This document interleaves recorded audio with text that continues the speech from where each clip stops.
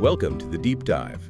This is where we take a stack of sources you shared with us, dig in, and really unpack the key bits of information. Yeah, we cut through the noise and help you find the surprising facts and insights hidden inside. Exactly. And today we are diving into the sometimes flashy, sometimes really tough world behind the video games you play. We're talking big announcements, marketing hype. And the actual realities for the developers and publishers, trying to get their games noticed and ultimately sold. Right. For this deep dive, we've got a really interesting mix. There's a Reddit thread buzzing about Summer Game Fest trailer costs. Yeah. We've also got parts of the latest annual report from Devolver Digital. They're a pretty well-known indie publisher. Plus some other Reddit threads capturing how gamers actually felt about the recent summer shows and key findings from a GDC State of the Game Industry report. So it's quite a range of perspectives. It really is. Our mission here is to kind of peel back the layers. We want to get a handle on the, frankly, surprising costs of getting seen at these big events. And see how a successful indie publisher like Devolver actually operates in this market. And then zoom out to look at the bigger picture, the trends, the challenges for the people making the games. Basically, figure out what's really going on beyond the fancy trailers. Let's get into it. Okay, so summer game announcement season. It always brings that wave of trailers, right? Lots of excitement. But one thing that jumped out from the sources immediately is just how much it costs to show a trailer at something like Summer Game Fest. Oh, yeah. It's pretty eye-watering. That Reddit discussion we looked at broke down the rumored costs specifically for the main SGF showcase this year. And what are they saying? Well, for just a single minute of trailer time, the figure mentioned was $250,000. $250,000 for 60 seconds. Yep. And it scaled up from there, $350K for 90 seconds, $450K for 2 minutes, and topping out at $550,000 for 2.5 minutes. Whoa, okay. Yeah. That feels incredibly expensive. How does that stack up against, like, other huge advertising platforms? Super Bowl ads, maybe? It's a comparison that actually came up in the sources. Someone pointed out the Super Bowl, the gold standard for ad costs. Mm-hmm. A 30-second spot there last year, around $7 million. $7 million, okay. Reaching something like 123 million viewers. Now, Summer Game Fest. The sources said it reached 34 million viewers last year, overall. This year, the main show apparently peaked at around 2 million live viewers. So much smaller live audience, but still significant reach over time, maybe? Yeah. How do the costs look then per viewer? Well, that's where it gets interesting. In just raw dollars, SGF is obviously way, way cheaper than the Super Bowl, but the argument made in the source was about cost per impression. They calculated it at SGF being potentially much lower, like 0.007 per impression. Why so low? The idea is you're hitting an audience that is intensely focused on games, so arguably each impression is more valuable than a general Super Bowl viewer. Makes sense. But it's important to note that low calculations seemed based on last year's bigger total viewership number. If you just look at this year's live peak of 2 million, well, that cost per impression for the live show itself would be much, much higher. Right, okay. So boiling it down, is spending that kind of cash actually worth it for the game companies? And that's where you really see the split in the sources. For the giant publishers, your Sonys, your Microsofts, maybe the feeling often seems to be, it's a drop in the bucket compared to their total marketing spend. It's about owning that moment. Exactly. It's about capturing all eyes during that key week. Pure visibility, maximum buzz, but then you flip it. For smaller developers, indie studios. Yeah, for them, these prices look completely out of reach. People in the threads were calling it greed fest. Like, how could an indie team possibly find $250,000 just for a 1-minute trailer slot? It definitely raises that question of access, doesn't it? Pricing people out. Absolutely. It feels like it could be creating a huge barrier for smaller players who, frankly, need that visibility the most. And didn't someone also bring up, companies just doing their own shows like Nintendo Directs or State of Plays? Surely that's cheaper. That came up a lot. People point to PlayStation, Nintendo, Xbox. They often run their own digital events. The assumption, probably correct, is that running your own stream costs less than buying a slot at Jeff Keighley's show. And isn't that why E3 kind of faded? Costs got too high? That's part of the narrative, yeah. Publishers moved away from E3 partly due to those rising costs, and SGF kind of emerged as the maybe more cost-effective big stage for a while. But now SGF costs might be climbing too. Seems like it, based on these numbers. That's the potential cycle. The counter-argument, though, for paying SGF's price is that being part of that specific event gives you more than just views. How so? It's the live, simultaneous audience getting your trailer uploaded by major outlets immediately after all the reaction videos from streamers. It creates this wave of attention that maybe, just maybe, a standalone YouTube premiere doesn't quite capture in the same way. Okay. And what about fairness? Was there chatter about, big names getting preferential treatment, maybe not having to pay? Yeah, that was definitely mentioned. Someone suggested that for big events like the Game Awards, and probably SGF too, really famous developers might get invited to show trailers for free. Like who? Hideo Kojima was the example given. The idea is his name alone brings hype to the show. Ah, so it benefits the event organizers too. Right. But the criticism presented impartially in the source is that this looks like an unfair advantage. If visibility is already so expensive, giving free passes to established stars just feels like favoritism to some. Okay, so that covers the cost of entry. But then the show actually happens. Trailers roll. Yeah. What did people think? What were the reactions like this year based on those Reddit threads? Yeah, moving to the audience side, it was definitely a mixed bag, but there was a pretty strong common feeling running through a lot of the comments. Which is underwhelmed. While people definitely highlighted specific games they were excited for, things like Toa and the Guardians, Acts of Blood, Scott Pilgrim X, that Agent 47 reveal in Mind's Eye. some sequels people wanted. Right. News on Death Stranding 2, Resident Evil stuff, talk of Mortal Shell 2, Atomic Heart 2, Code Vein 2, also anticipation for Phantom Blade Zero. So there were bright spots. But the overall vibe. The overall vibe for many was underwhelming, pretty boring, or like the show was a bit of a desert. Just not many huge, jaw-dropping wow moments or massive surprises. Did it feel like maybe we saw a lot of the same types of games? Like genre fatigue? That came through loud and clear. People commented on just how many Souls likes there were, how many shooters. Oh, wasn't there something about a hat? Yeah, one comment specifically mentioned a developer wearing a controversial Make FPs Great Again hat on stage, saying it kind of summed up this feeling of the industry maybe relying too much on familiar formulas. So a sense of sameness. Yeah, a lot of users felt games started to blur together visually or in terms of mechanics, a feeling that maybe there wasn't a ton of fresh, original design on display. Which might make people crave seeing more than just a slick trailer, right? Did people want more gameplay?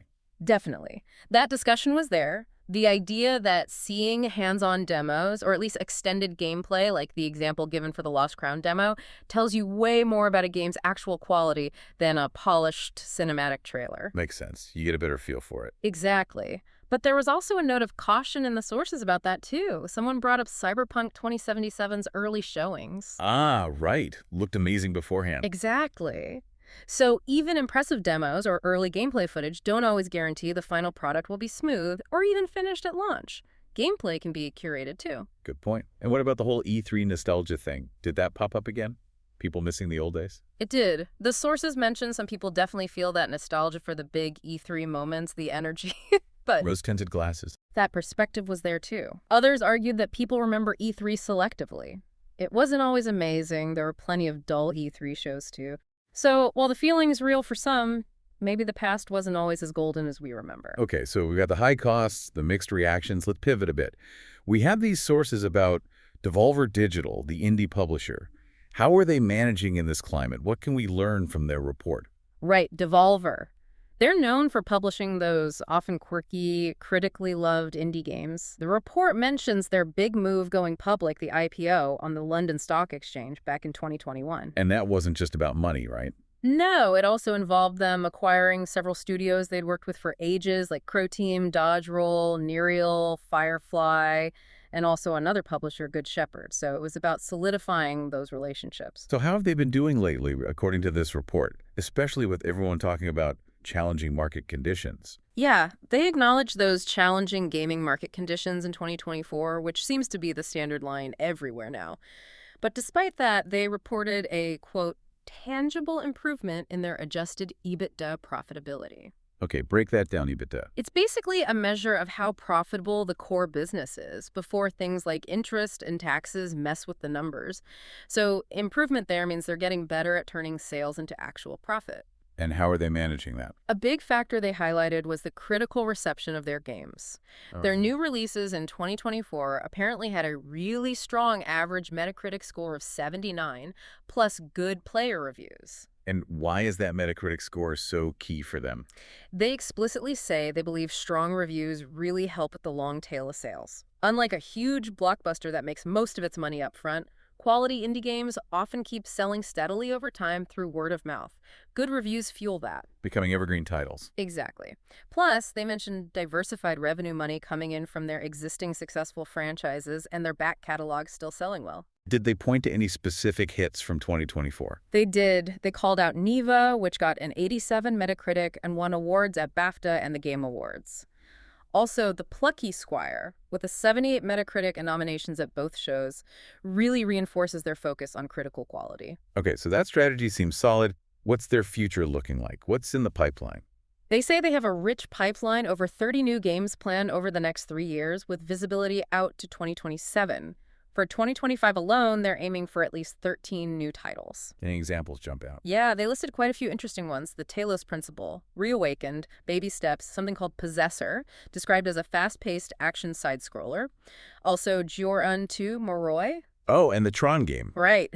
Turin Catalyst, an isometric action adventure, plus Stronghold Crusader, Definitive Edition and Starseeker, Astroneer Expeditions. So yeah, still a really diverse mix, which is kind of their brand. It sounds like they're definitely still finding developers and getting games made, despite the tough market talk. And their strategy explicitly mentions trying to bring the average cost of new IP titles down, so making development more efficient. But importantly, doing that while keeping quality high and attracting talent. How do they handle the risks? Market shifts? Competition? They say they mitigate risks by monitoring trends closely and, crucially, by keeping that diverse portfolio. Don't put all your eggs in one basket, basically. They seem pretty confident that there's still a big market for great indie games, and their approach fits well there. You mentioned the report even talked about company culture. That's a bit unusual for an annual report. It is, yeah. It was interesting they included it. They briefly mentioned focusing on employee well-being, things like mental health workshops and using a support resource called Spill. And charitable stuff, too. Yep, they detailed their charitable giving, about $115,000 budgeted in 2024 for industry charities, mental health, humanitarian aid. It paints a picture, of trying to balance the business side with supporting their people and the wider community. That Devolver snapshot is really insightful. One way to succeed. Now, to kind of pull everything together, that GDC State of the Game Industry report gives us the widest lens, right? Looking at developers across the board. What were the big takeaways there? Yeah, the GDC report gives us some hard data from developers themselves. Platform-wise, PS5 is just slightly ahead of Xbox Series XS for what developers are currently working on or planning next. Not just consoles, though. Oh no. Mobile, especially iOS, is huge. Mac development is significant too, and obviously the Nintendo Switch is still a major target. VRR is hanging in there, about 14% are working on it. What about subscriptions? Game Pass, PS Plus? Definitely on the radar. 13% are targeting Game Pass, 9% looking at PS Plus. And interestingly, even though it's not out yet, 8% of developers said they're already considering the Nintendo Switch 2 for their next project. Oh, planning ahead. Now, the big question that connects back to the SGF costs. Yeah. How do developers think players actually find their games? Is all about those big shows. This is probably one of the most crucial findings in the GDC report, I think. They asked developers how they believe players most often discover games. The top answers weren't events. What were they? Social media, 49%. Word of mouth, 48%. And real-time communication like Discord or Twitch chat, 41%. So community and conversation driven. Exactly. Storefront promotion, like being featured on Steam or PlayStation Store, was lower at 28%. Live streamers were at 26%.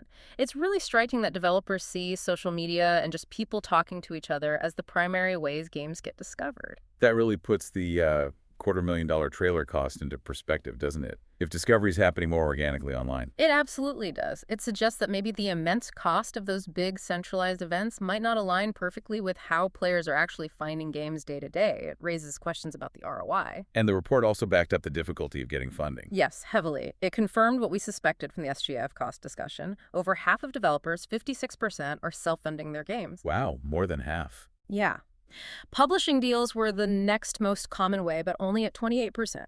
And a quote included in the report really hit home, basically saying it's a massive struggle to find external funding unless your game is live service or looks like it could go viral instantly. That tells you a lot about what investors are looking for right now. For sure. It shapes the kinds of games that are more likely to get bigger budgets. Did the report touch on the human side too? Like who developers are or things like AI? It did. It had demographic data, although they noted a bias towards Western respondents in the survey.